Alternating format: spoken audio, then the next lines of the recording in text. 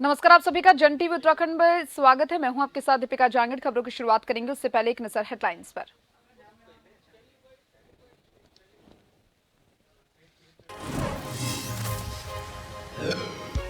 परीक्षा पर चर्चा को लेकर शिक्षा मंत्री धन सिंह रावत ने की प्रेस वार्ता। 27 जनवरी को परीक्षा पर चर्चा के छठे संस्करण पर पीएम मोदी बच्चों से करेंगे संवाद। उत्तराखंड से भी 2 बच्चों का हुआ है चयन।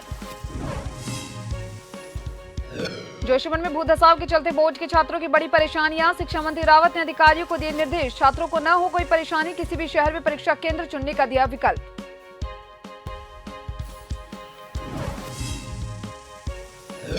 देहरादून में स्वयं सहायता समूह की महिलाओं का बाल विकास विभाग के खिलाफ विरोध प्रदर्शन। मंत्री रेखा आर्य पर उपेक्षा का आरोप। गांधी पार्क में रैली निकालकर की नारेबाजी।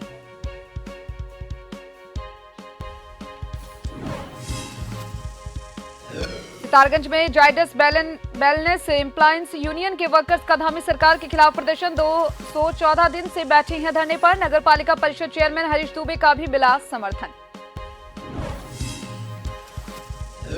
उत्तराखंड में सर्दी का सितम, पहाड़ से मैदान तक कोहरा और शीतलहर की डबल मार। पड़ रही हाड़ गलाने वाली ठंड, कई जिलों में माइनस में पहुंचा पारा।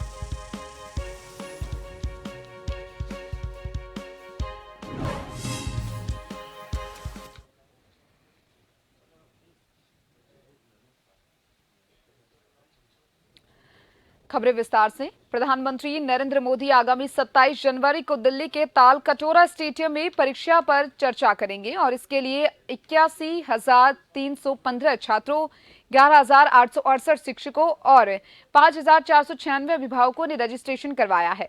प्रधानमंत्री के इस कार्यक्रम के लिए उत्तराखंड के 2 बच्चों का भी चयन हो गया है। प्रदेश के करीब 10 लाख बच्चे 27 जनवरी में होने वाले पीएम मोदी के परीक्षा पर चर्चा कार्यक्रम में हिस्सा लेंगे और इसमें कक्षा 9 से 12 तक के स्कूली बच्चे होंगे। परीक्षा पर चर्चा कार्यक्रम में शामिल होंगे। परीक्षा पर चर्चा के छठे संस्करण में बच्चों से पीएम मोदी सीधा संवाद करेंगे। उत्तराखंड के शिक्षा मंत्री डॉक्टर धन सिंह रावत ने बताया कि पीएम मोदी के परीक्षा पर चर्चा के इस आयोजन में सरकारी और गैर सरकारी स्कूल भी जुड़ेंगे। पीएम मोदी ने परीक्षा पर चर्चा के विषय में एक किताब एग्जाम वॉरियर्स भी लिखी है।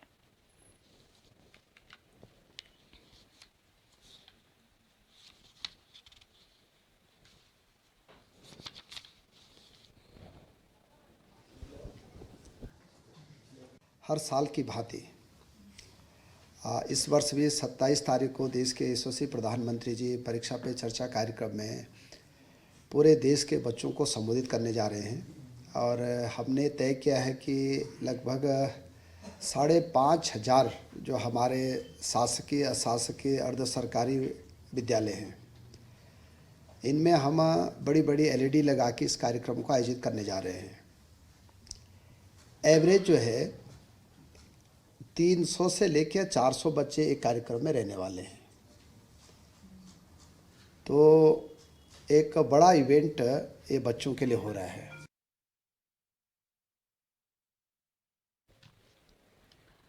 उत्तराखंड के शिक्षा मंत्री धन सिंह रावत ने प्रेस वार्ता की है। आपको बता दें कि शिक्षा विभाग द्वारा आयोजित परीक्षा पर चर्चा को लेकर चर्चा हुई है।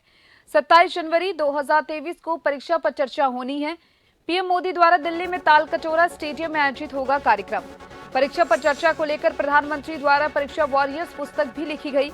25 नवंबर से 30 दिसंबर तक हुए थीम के आधार पर लिखे गए लेख पूरा हो चुका है, जिसमें 2 विद्यार्थियों का चयन हुआ है। संवाद कार्यक्रम के दौरान मुख्यमंत्री, राज्यपाल, शिक्षा मंत्री भी एक विद्यालय से सीधी जुड़ेंगे।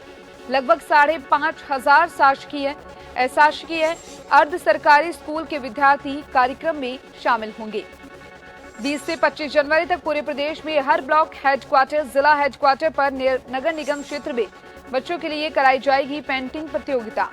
सभी ब्लॉक, जिला और नगर निगम में सांसद, विधायकगण मुख्य अतिथि होंगे। टॉप 10 बच्चों को पुरस्कार देकर सम्मानित किया जाएगा। इस दौरान सभी बच्चों को सर्टिफिकेट भी दिया जाएगा। कक्षा 9 से लेकर कक्षा 12वीं तक के बच्चे बनेंगे गवाह।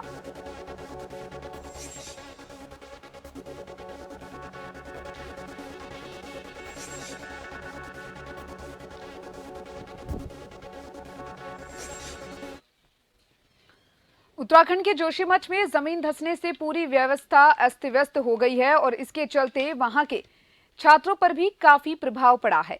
उन छात्रों के ऊपर ज्यादा असर देखने को मिला है जो इस साल बोर्ड परीक्षा में शामिल होने वाले हैं। उत्तराखंड में बोर्ड परीक्षा की तारीखों का ऐलान पहले ही हो चुका है, जो 17 मार्च से 6 अप्रैल 2023 तक होनी है। इस परीक्षा के होने से पहले जोशीमठ में जमीन धंसने जैसी घटना होने से परीक्षा में शामिल होने वाले छात्रों को बड़ी परेशानी से गुजरना पड़ रहा है। वहीं उत्तराखंड के शिक्षा मंत्री धन सिंह रावत ने इसको लेकर एक बड़ा फैसला लिया है और उन्होंने अधिकारियों को निर्देश दिए कि वह प्रभावित छात्रों को इस बार के बोर्ड परीक्षा में शामिल होने के लिए कोई समस्या नहीं हो, इसके लिए उनकी सुविधा के अनुसार किसी भी शहर में परीक्षा केंद्र चुनने का विकल्प देने का निर्देश दिया है।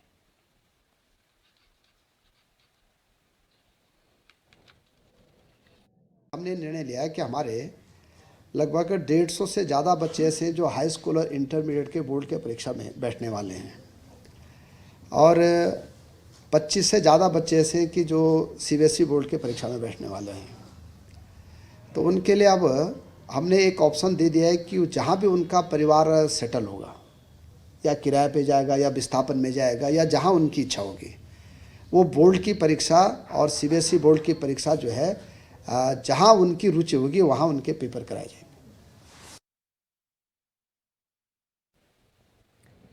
इस खबर पर ज्यादा जानकारी के लिए मेरे साथ संवाददाता नवीन भंडारी फोन लाइन पर जुड़ चुके हैं। नवीन, जोशीमठ की अगर बात करें तो लगातार जमीन धंसने का सिलसिला जारी है। अब ऐसे में जो बोर्ड परीक्षा के अभ्यर्थी हैं उनको काफी परेशानियों का सामना करना पड़ रहा है, तो वहीं यहाँ पर मंत्री धन सिंह रावत ने यहाँ पर सहूलियत बरताते हुए उन्होंने कहा है कि जो भी बोर्ड परीक्षा के अभ्यर्थी हैं वो अपनी मनपसंद से किसी भी जगह किसी भी शहर में अपना सेंटर चुन सकते हैं।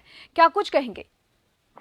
बिल्कुल, जिस तरीके से जोशीमठ की यहाँ पर बात होती है तो जो लगातार भूदशाव की जद में हर दिन यहाँ पर दरारें देखने को मिल रही है। और बड़ी बात तो यह है कि जो जिन परिवार यहाँ पर आसरा ले रहे हैं उनके बच्चों का कहना है कि उनके भविष्य पर भी काफी खतरा मंडरा रहा है। वहीं बात करें छोटे नन्हे मुन्ने बच्चों को लेकर के, उनका साफ साफ कहना है कि उनके पढ़ाइयों में भी काफी दिक्कतें पैदा हो रही है। और वहीं एक बच्चा अभी कुछ देर पहले कह रहा था कि हमें नहीं लगता है कि हम लोग इस बार पास हो पाएंगे। जी, जिस तरीके से लगातार सरकार दावे कर रही है बच्चों को लेकर के, उनकी पढ़ाइयों को लेकर के, लेकिन कहीं न कहीं जोशीमठ में ये देखने को नहीं मिल रहा है। जी नवीन, मैं जानना चाहेंगे, जिस तरीके से सरकार ने कहा है, अधिकारियों को निर्देश दिए कि छात्रों को किसी तरह की कोई परेशानी ना हो, किसी भी शहर में वो अपना केंद्र चुनने के लिए यहाँ पर विकल्प दिया गया है, कितना मददगार ये उन छात्रों के लिए साबित हो सकता है?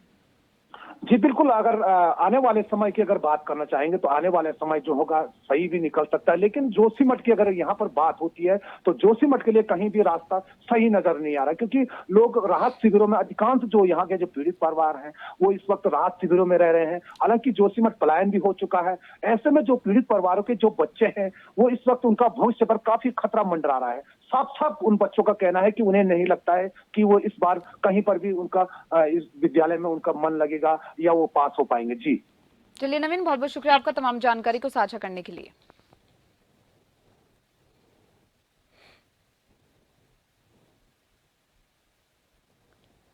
चमोली के प्रभारी मंत्री धन सिंह रावत पिछले 5 दिनों से जोशीमठ प्रवास पर थे, जहां उन्होंने भूस्खलन से प्रभावित हुए लोगों की समस्या जानी।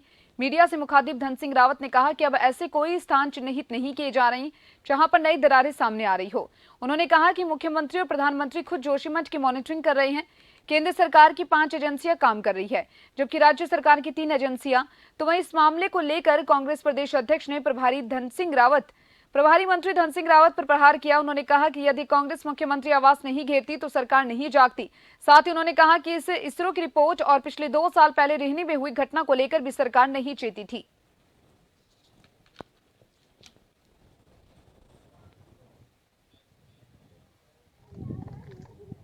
प्रधानमंत्री जी और मुख्यमंत्री जी लगातार वहाँ मॉनिटरिंग कर रहे हैं और हमारी केंद्र सरकार हो चाहे राज्य सरकार हो, जोशीमठ की जनता के साथ खड़ी है।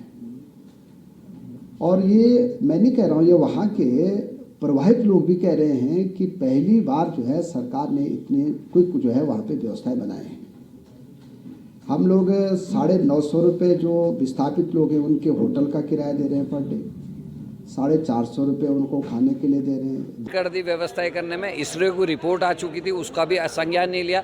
रोहिणी में जो कांड हुआ था 2 साल पहले 7 फरवरी को, उसके बाद भी सरकार नहीं चेती। और आज भी मेरे को ये कहना कि हर चीज़ में हील हुज्जत है। अगर करण मेहरा और कांग्रेस 10 तारीख को मुख्यमंत्री आवास नहीं घेरती तो जितने कार, चाहे वो आज एग्जाम पीछे ले जाने की बात है, चाहे लोगों की धनराशि बढ़ाने की बात है, चाहे वन टाइम सेटलमेंट की बात है, सरकार सोई हुई थी। और जो वहाँ के तात्कालिक विधायक थे 2021 के, वो इस समय भारतीय जनता पार्टी के अध्यक्ष हैं, वो 9 तारीख को पहुँचते हैं वहाँ। तो इससे समझा जा सकता है कि स्थितियाँ क्या थी। जोशीमठ के मुख्य थाने के पास 2 बड़े बहुमंजिला होटल मौजूद है। दोनों होटलों में बड़ी बड़ी दरार पहुंच चुकी है। आपको बता दें कि होटल माउंट व्यू और होटल मालारीन इस वक्त पूरी तरह से खतरे की जद में है। जो दोनों बहुमंजिला होटल कभी भी पल भर में जमींदोज हो सकती हैं। और बड़ी बात तो यह है कि जहां पर यह दोनों बड़े बहुमंजिला होटल मौजूद हैं, ठीक इन दोनों होटल के पीछे कई परिवारों का आशियाना है, जो आशियाना भी इन होटलों की वजह से खतरे की जद में है, जिसको लेकर के प्रशासन के द्वारा इन होटलों को तोड़ने की कार्रवाई चल रही है। बड़ी बात तो यह भी है कि एसडीआरएफ और एनडीआरएफ के द्वारा होटल माउंट व्यू और होटल मालारीन की पहले नंबर की मंजिल तोड़ दी है। इन दोनों बहुमंजिला होटलों को तोड़ने में काफी लंबा वक्त लग सकता है। हालांकि कार्रवाई लगातार जारी है। बता दें कि आजकल विगत कुछ दिनों से बद्रीनाथ नेशनल हाईवे जोशीमठ भी पूरी तरह से ठप है, जिसके चलते वाहन बाईपास से होकर मुख्य बाजार तक पहुंच रहे हैं।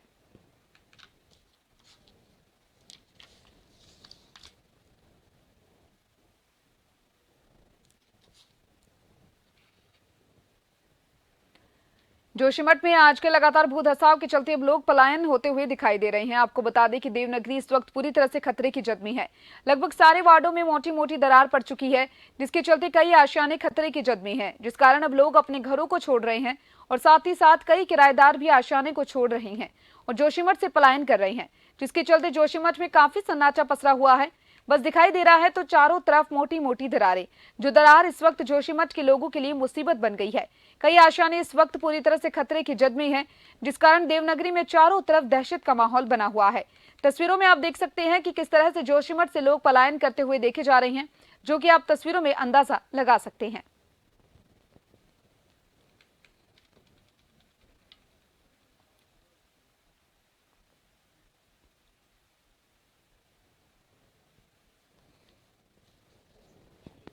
हम जा रहे हैं यहाँ से मायके की तरफ।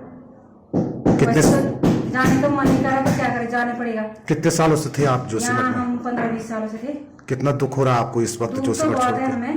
यहाँ विगत 10-12 सालों से रह रहे थे। यहाँ हमारा बिजली का दुकान भी था और हम ये बिजली के काम भी करते थे, लेकिन इतना दुख हो रहा है यहाँ से जाने के लिए कि मन ही नहीं कर रहा। हम तो 3-4 दिन से तैयार हो रहे, पर क्या करें, बिस्तर उठाने का मन नहीं कर रहा। क्या करें, इमरजेंसी में जो दरारें पड़ रही हैं उनसे हमको बहुत डर लग रहा है। ऐसा लग रहा है कि अभी तो खिसकेगा तभी खिसकेगा। और खबरें यूं ही लगातार जारी है। जल्द लौटेंगे ब्रेक के बाद।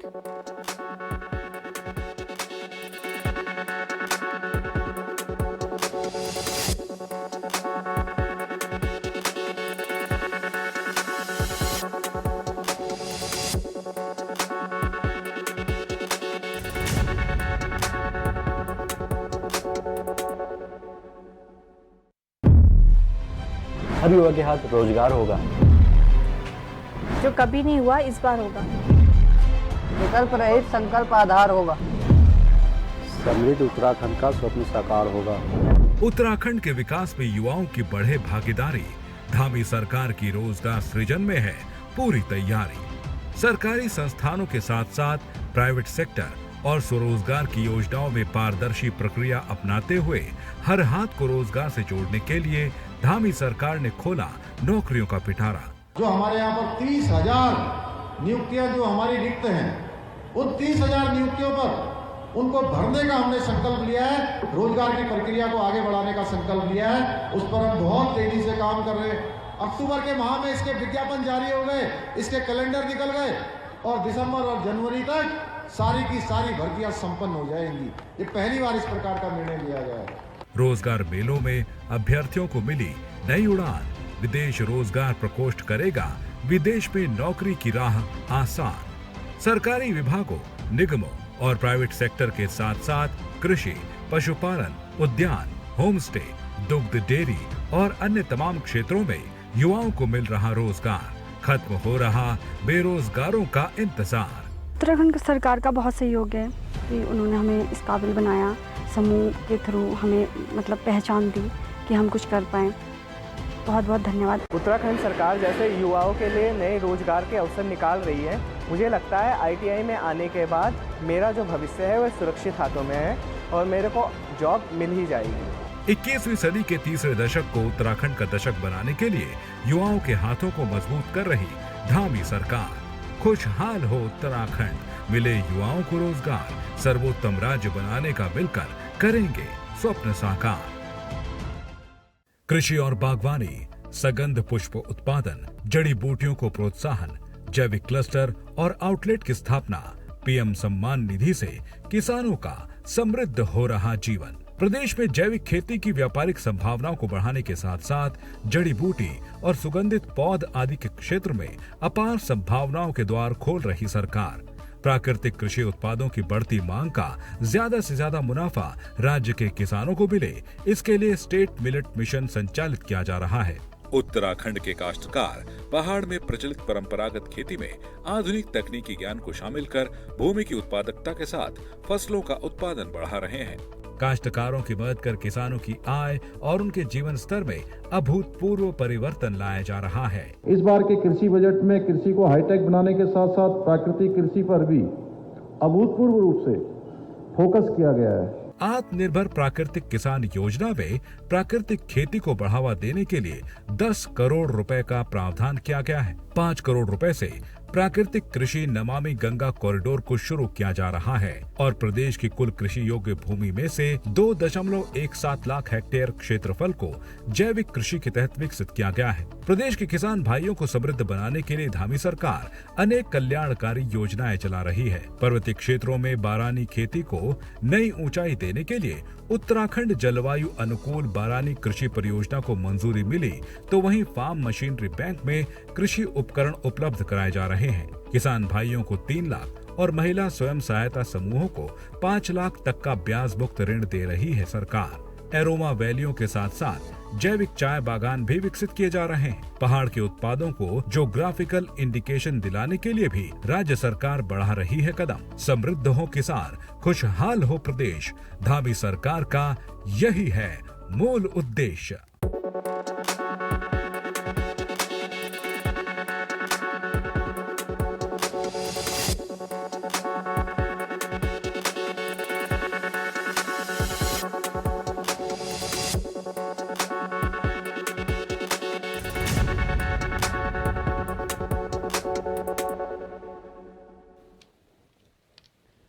ब्रेक के बाद एक बार फिर से आप सभी का स्वागत है। कुमाऊं कमिश्नर दीपक रावत ने हल्द्वानी शहर का निरीक्षण किया और इस दौरान कुमाऊं कमिश्नर ने बाजार में हो रही पॉलिथीन के इस्तेमाल और लगातार सड़क घेर कर दुकानदारों का किया जा रही अतिक्रमण पर नाराजगी जाहिर करते हुए नगर आयुक्त सिटी मजिस्ट्रेट कुछ अतिक्रमण चिन्हित कर कार्रवाई करने और पॉलिथीन के खिलाफ विशेष अभियान चलाए जाने के निर्देश दिए। इसके साथ ही कालाढूंगी रोड पर हल्द्वानी फर्नीचर मार्ट में भी कमिश्नर ने छापा मारा, जहां आरा मशीन में लकड़ी के स्टॉक और बिजली खपत में संदिग्धता पाए जाने पर विद्युत विभाग और वन विभाग के अधिकारियों को मौके पर बुलाकर जांच करवाई। साथ ही खाम की जमीन पर बनी दुकानों में बिना परमिशन के 2 मंजिला बनाए जाने पर दुकानदारों को नोटिस भी जारी किया। कुमाऊं कमिश्नर दीपक रावत ने बाजार में टैक्स चोरी कर लाए जा रहे गुटखे और सिगरेट पर भी GST के अधिकारियों को कार्रवाई करने के निर्देश दिए। उन्होंने कहा कि समय समय पर प्रशासनिक अधिकारियों को भी शहर की व्यवस्थाओं को देखना चाहिए।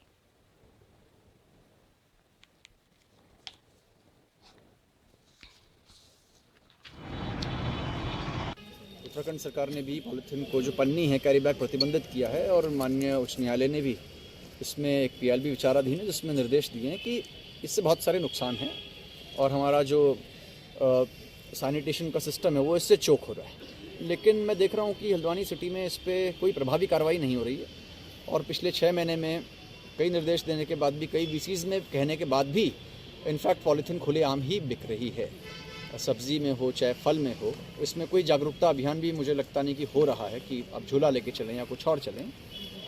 तो इसमें मैंने एक तो जो श्री मजिस्ट्रेट हैं और यहाँ पे नगर आयुक्त हैं जिनको देखना चाहिए, आप लोगों से भी स्पष्टीकरण लिया है कि इसमें प्रभावी कदम आप लोग उठाएं। उत्तर भारत के ज्यादातर राज्यों में कड़ाके की ठंड पड़ रही है। पहाड़ों पर हो रही बर्फबारी का असर दिल्ली, यूपी, हरियाणा समेत कई मैदानी इलाकों में देखने को मिल रहा है। कड़ाके की इस ठंड के बीच मौसम विभाग ने बारिश का अलर्ट जारी किया। मौसम विभाग की माने तो दिल्ली और आसपास के मैदानी इलाकों में 22 तारीख से इस साल की पहली बारिश देखने को मिल सकती है। मौसम विभाग के अपडेट के मुताबिक उत्तर पश्चिम भारत में 21 तारीख से लेकर 25 तारीख तक एक सक्रिय वेस्टर्न डिस्टर्बेंस यानी पश्चिमी विक्षोभ आने वाला है, जिसकी वजह से पहाड़ी इलाकों में बर्फबारी और मैदानी इलाकों में बारिश देखने को मिल सकती है।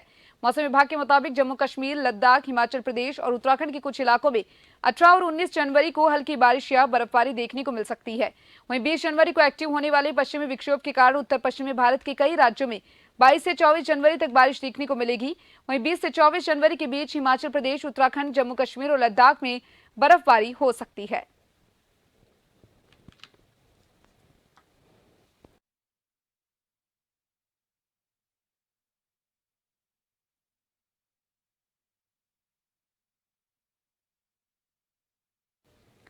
देवनागरी जोशीमठ में लगातार हो रही भूधसाव के चलते स्थानीय लोगों ने भगवान नरसिंह के मंदिर में पूजा अर्चना की है। वहीं स्थानीय लोगों ने मां भगवती की भी आराधना की और पूजा अर्चना की।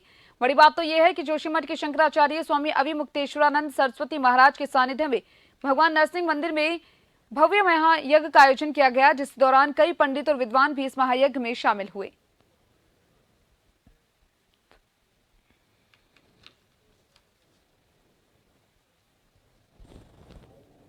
में यहाँ पे एक बहुत बड़ा नरसिंह यज्ञ लगभग 3 माह बाद चैत के महीने या बैसाख के महीने होने जा रहा है। और देवी ने कहा कि कहीं न कहीं मानव के जिस प्रकार के मानव ने कहीं न कहीं गलतियाँ की, उसी के कारण इस प्रकार का, लेकिन अब इसमें कुछ होने वाला, कुछ बिगड़ने वाला नहीं। जोशीमठ जैसे थे वैसे रहेगा। जो हो गया उसको नहीं सुधार सकते हैं। और उन्होंने कहा कि नरसिंह महायज्ञ यहाँ की जनता, यहाँ के जो सारे गांव वाले हैं वो करें, तो यहाँ पे अवश्य इसका फल प्राप्त होगा और नरसिंह भगवान सबकी रक्षा करेंगे।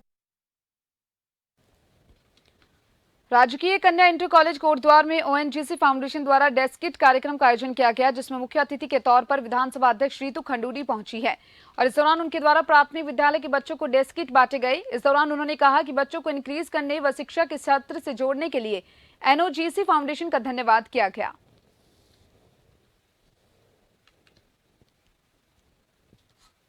सरस्वती की वंदना को लेकर आज कोटद्वार में एक बैग का सेट बच्चों को, जो प्राइमरी स्कूल के बच्चे हैं, उनको बांटे गए हैं। उसमें एक बैग, बॉटल और एक छोटा सा टेबल है। तो मुझे बहुत खुशी है और मैं धन्यवाद भी करना चाहूँगी ओएनजीसी फाउंडेशन का और ख़ास करके उनके सीईओ आदरणीय डीएम किरण जी का, नारायणी जी का, द्विवेदी जी का और चौहान जी का, जिन्होंने ये एक बहुत ही सुंदर कार्य किया है, जहां हम बच्चों को इनकरेज करने के लिए उन्हें हमें एक बैग और एक बॉटल दी है। शिक्षा के साथ ओएनजीसी फाउंडेशन जुड़ा है, मैं उनका आभार व्यक्त करती हूँ। देहरादून में स्वयं सहायता समूह से जुड़ी सैकड़ों महिलाओं ने गांधी पार्क से रैली निकालकर महिला और बाल विकास विभाग के खिलाफ विरोध प्रदर्शन किया। महिला और बाल विकास मंत्री रेखा आर्य पर उपेक्षा का आरोप लगाते हुए महिलाओं ने जमकर नारेबाजी की। महिलाओं का आरोप है कि टेक होम राशन योजना के पहले तो बिना भुगतान के उन्हें बाहर किया गया, वहीं अब उनकी सुनवाई भी नहीं हो रही और साथ ही मंत्री बार बार बजट होने की बात कर रही है, लेकिन खाते में कुछ भी नहीं आ रहा। आगे उन्होंने कहा कि उत्तराखंड की लगभग 2000 महिलाएं इससे प्रभावित हैं। आज सिर्फ शांतिपूर्ण प्रदर्शन किया जा रहा है। यदि सरकार इस ओर ध्यान नहीं दिया तो उग्र प्रदर्शन के साथ आत्मदाह भी महिलाएं कर सकती हैं।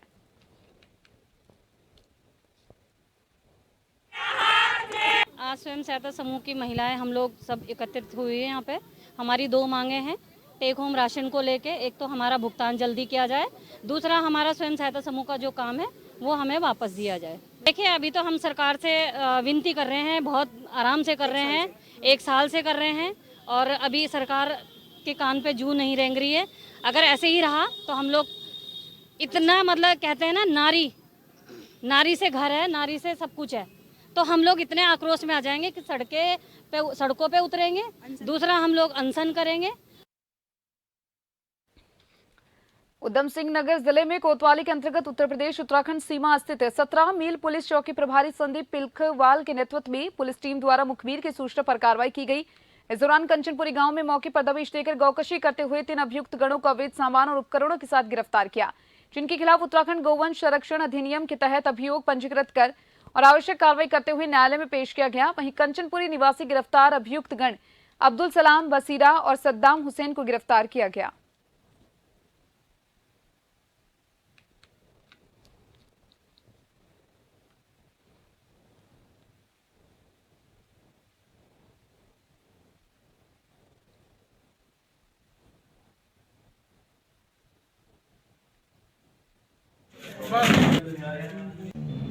मतलब गौवंशी जानवर का वध किया जा रहा है। इस सूचना पर तत्काल एक टीम गठित करके एसआई संदीप लिखवाल के नेतृत्व में एक टीम गठित करके मौके पर भेजी गई।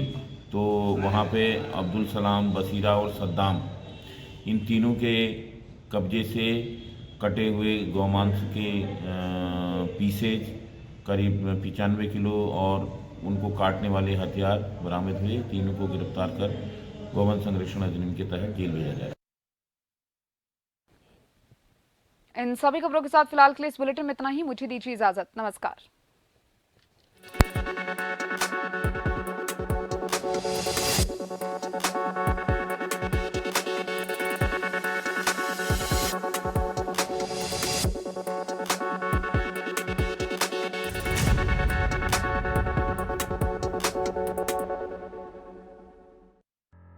संकल्प नए उत्तराखंड का। उत्तराखंड में धामी सरकार द्वारा चलाई जा रही अनेकों स्वास्थ्य योजनाओं का सीधा लाभ आज नागरिकों को आसानी से मिल रहा है। मुफ्त दवाएं, मुफ्त डायग्नोसिस, मुफ्त पैथोलॉजी जांच के साथ साथ आयुष्मान कार्ड, गोल्डन कार्ड, श्रम विभाग कार्ड और स्वास्थ्य संबंधी सभी कार्डों को एक प्लेटफॉर्म पर लाया जा रहा है। सरकार का मकसद है मरीजों को बेहतर और किफायती इलाज मिले।